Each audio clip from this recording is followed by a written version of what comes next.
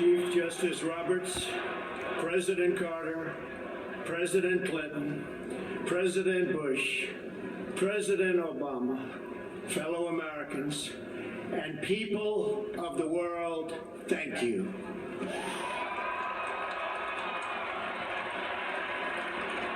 We, the citizens of America, are now joined in a great national effort to rebuild our country and restore its promise for all of our people.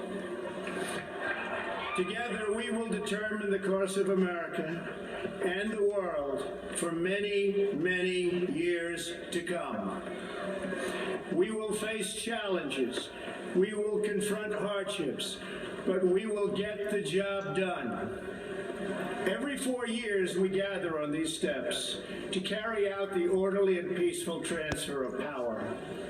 And we are grateful to President Obama and First Lady Michelle Obama for their gracious aid throughout this transition. They have been magnificent. Thank you.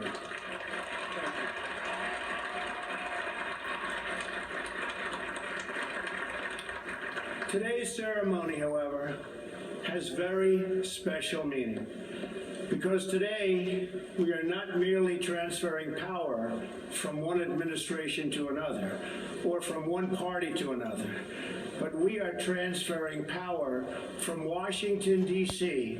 and giving it back to you, the people.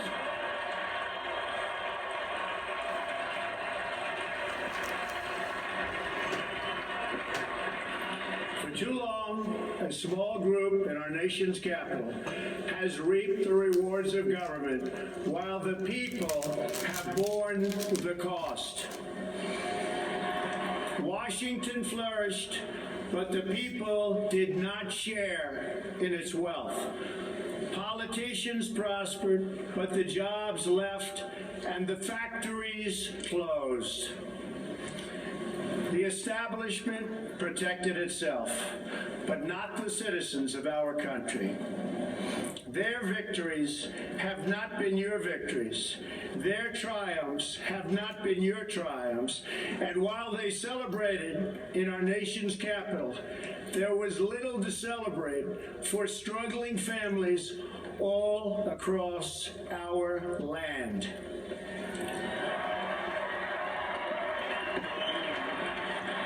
That all changes starting right here and right now, because this moment is your moment. It belongs to you.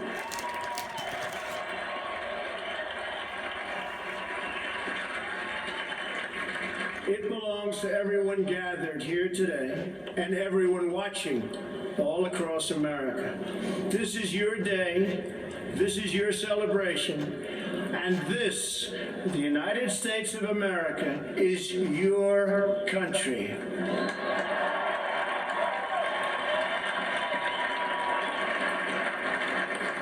What truly matters is not which party controls our government, but whether our government is controlled by the people. January 20th, 2017 will be remembered as the day the people became the rulers of this nation again.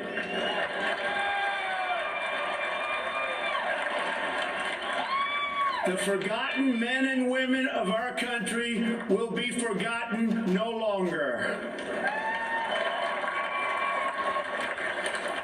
Everyone is listening to you now. You came by the tens of millions to become part of a historic movement, the likes of which the world has never seen before. At the center of this movement is a crucial conviction that a nation exists to serve its citizens. Americans want great schools for their children, safe neighborhoods for their families, and good jobs for themselves. These are just and reasonable demands of righteous people and a righteous public.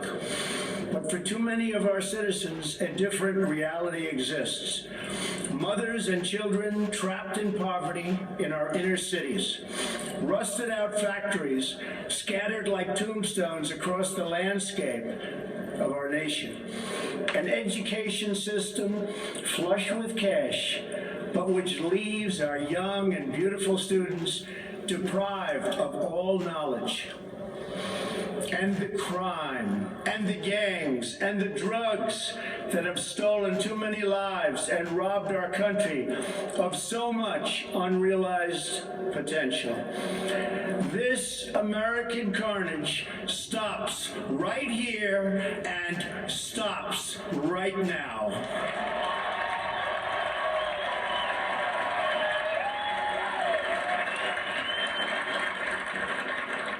We are one nation, and their pain is our pain.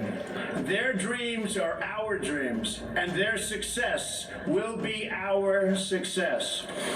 We share one heart, one home, and one glorious destiny. The oath of office I take today is an oath of allegiance to all Americans.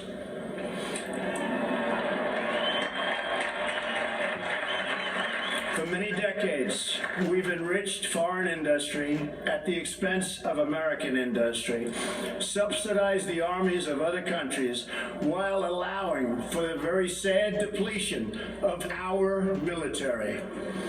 We've defended other nations' borders while refusing to defend our own.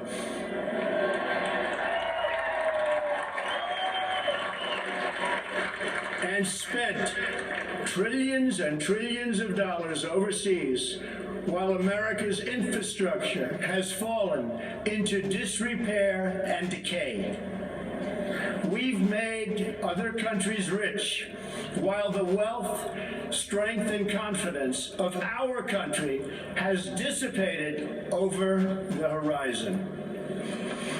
One by one, the factories shuttered and left our shores, with not even a thought about the millions and millions of American workers that were left behind. The wealth of our middle class has been ripped from their homes and then redistributed all across the world. But that is the past. And now we are looking only to the future.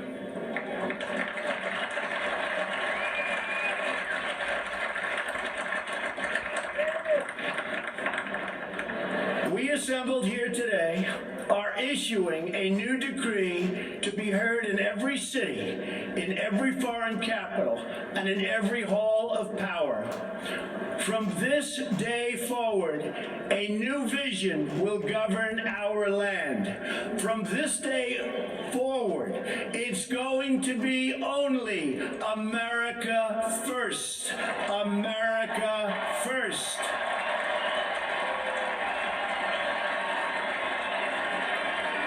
Every decision on trade, on taxes, on immigration, on foreign affairs will be made to benefit American workers and American families.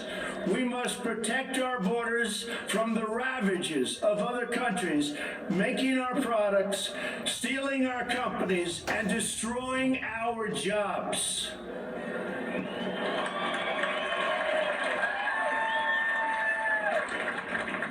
Protection will lead to great prosperity and strength. I will fight for you with every breath in my body, and I will never, ever let you down.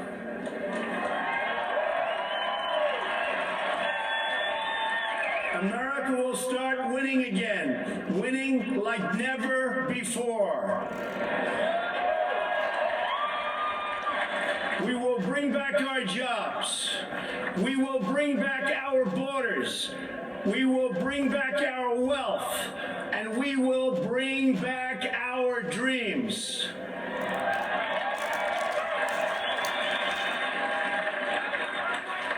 We will build new roads. highways and bridges and airports and tunnels and railways all across our wonderful nation. We will get our people off of welfare and back to work, rebuilding our country with American hands and American labor. We will follow two simple rules.